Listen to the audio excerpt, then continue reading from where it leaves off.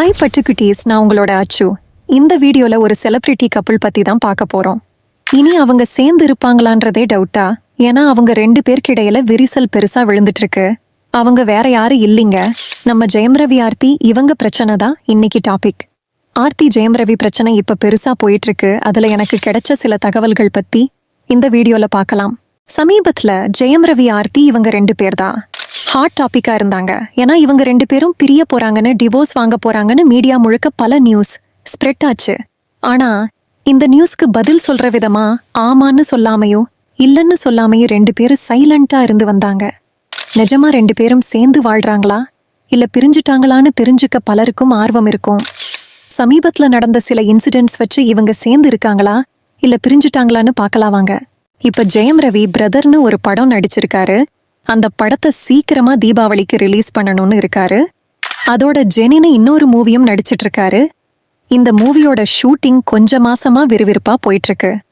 கூடவே நம்ம கிருத்திகா உதயநிதி டைரக்ட் பண்ற காதலிக்க நேரமில்லை மூவிலையும் நடிச்சு முடிச்சிட்டாரு. இன்னும் 2 மூவி அவரோட கைவசம் இருக்கு. இப்படி இருக்கிறப்பதான் ஆர்த்தி கூட கருத்து வேறுபாடு ஏற்பட ஜெயம் ரவி தனிமையா இருக்க ஆரம்பிச்சாரு.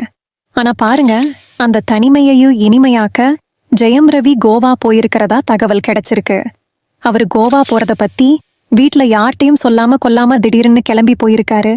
காரணம் என்னான்னு விசாரிச்சா அவரோட மனக்கவலை போகணும்னு கோவால ஜாலியா சுத்த போயிருக்கிறதா ஜெயம் ரவியோட நெருக்கமான வட்டாரங்கள் சொல்றாங்க. ஜெயம் ரவி இப்படி சொல்லாம போனத பத்தி அவரோட ஃபேமிலியும் கண்டுக்காம விட்டுட்டாங்க. காரணம் என்னான்னு விசாரிச்சா அவரு கொஞ்சம் ரிலாக்ஸ் ஆயிட்டு வரட்டும்னு கண்டுக்காம விட்டுட்டாங்களாம்.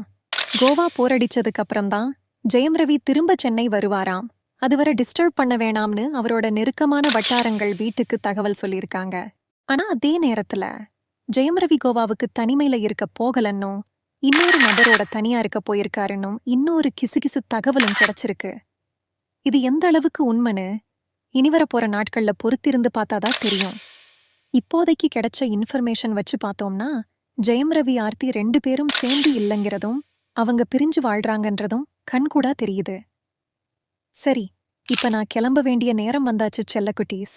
இன்னொரு வீடியோல நான் உங்களை மீட் பண்றேன். தேங்க்யூ.